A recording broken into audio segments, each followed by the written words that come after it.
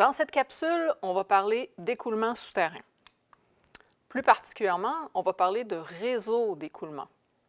Un réseau d'écoulement, c'est la combinaison entre des isopièces et des lignes de courant.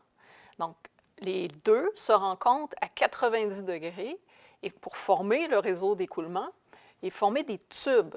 Les tubes d'écoulement, dans chaque tube d'écoulement, il va y avoir le même débit qui va s'écouler. Et tout ça, ça va nous permettre de calculer l'écoulement à travers un aquifère. Donc, regardons sur une image, qu'est-ce que ça représente.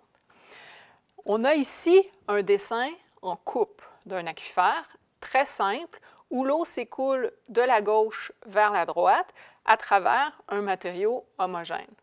L'aquifère est délimité par une couche imperméable en haut et une couche imperméable en bas, donc le toit et le mur de l'aquifère. L'eau s'écoule donc entre une charge à gauche et une charge à droite.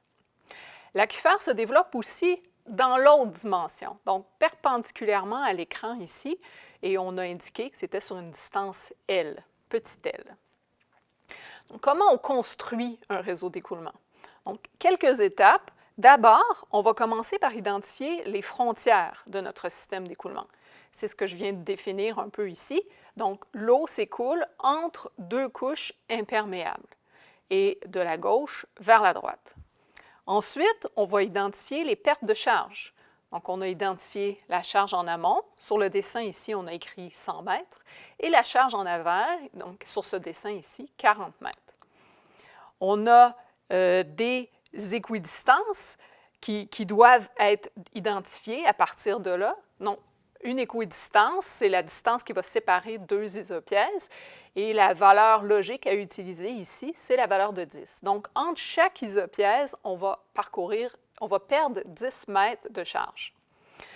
On va ensuite tracer les courbes piézométriques. Donc, les lignes verticales qui sont en pointillés, ce sont les courbes piézométriques et elles sont toutes séparées de la même équidistance. Finalement, il nous reste à tracer les lignes de courant. Donc, ces lignes ici qui sont strictement horizontales parce que l'écoulement est strictement horizontal entre la limite à l'ouest et la limite à l'est, ces lignes doivent rencontrer les isopièces à 90 degrés. Et ce faisant, quand on les trace, on trace des carrés. En fait, on trace des surfaces à travers lesquelles on doit être capable de mettre un cercle inscrit. Donc, un rond qui, dans ce cas-ci, est parfait parce que notre écoulement est vraiment très, très simple entre la droite et la gauche. Ce n'est pas toujours le cas. Donc, on a tracé les isopièces et les lignes de courant. Maintenant, comment on fait pour calculer le débit qui s'écoule à travers ça? Donc, c'est relativement simple. On doit partir de l'équation de Darcy. L'équation de Darcy, vous la connaissez. Donc, on a le débit est égal à la conductivité hydraulique fois la surface qui est traversée fois le delta H, la perte de charge, divisé par la distance sur laquelle se fait cette perte de charge. Donc, la conductivité hydraulique, ça va être une donnée du problème. Le delta H, on l'identifie à partir du réseau d'écoulement, de la forme de l'écoulement qu'on vient de déterminer ici. Et la distance, le grand L, provient de la géométrie du système. Comment on calcule le A? Le A, c'est la surface à travers laquelle l'eau souterraine s'écoule.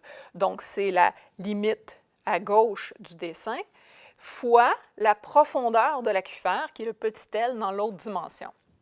Alors, on peut écrire le A autrement aussi. Alors, A, c'est égal, donc, le petit L, je viens de le dire, fois le nombre de tubes de courant qu'on a créés. On va appeler ça M ici. Et chaque tube de courant sur le dessin a une certaine hauteur. Et on va appeler cette hauteur-là delta B. Pourquoi B? Parce que B est souvent le terme qu'on utilise pour déterminer la hauteur totale de notre aquifère. On va aussi écrire autrement le grand L. Donc, le grand L, ça va être égal au nombre d'équidistances qui sont traversées entre la gauche et la droite. Donc, on va appeler ça N. Et on va multiplier, si j'ai oublié mon terme multiplier, N multiplié par un terme que je vais appeler delta L, donc la petite distance qui sépare chaque coupe d'isopièces. Donc, une équidistance occupe quel espace sur mon dessin? Alors, si je réécris ici l'équation de Darcy, je vais avoir la conductivité hydraulique fois le delta H. Et ensuite, je vais écrire les termes de A et de L. Donc, L fois M fois delta B divisé par N fois delta L.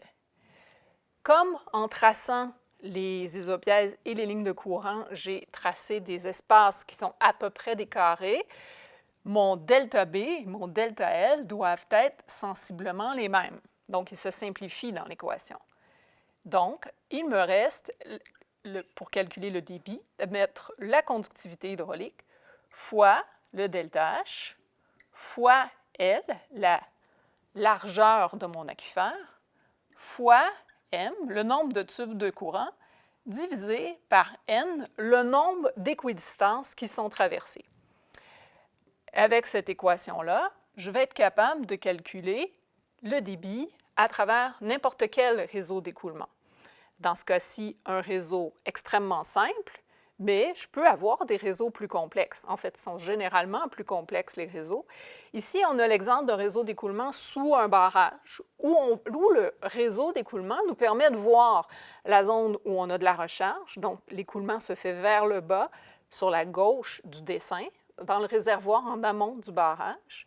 Il se fait à peu près à l'horizontale sous le barrage et il se fait en émergence, donc vers le haut, à l'aval du barrage. Un réseau d'écoulement nous permet de voir les changements de direction de l'écoulement de manière un petit peu plus facile, nous permet aussi d'identifier les secteurs où les isopièces sont plus rapprochées. Donc, on a une augmentation du gradient hydraulique, ce qui peut avoir des incidences sur la réalité du terrain dans le système réel et nous permet aussi de calculer de manière simplifiée le débit total qui s'écoule dans un aquifère.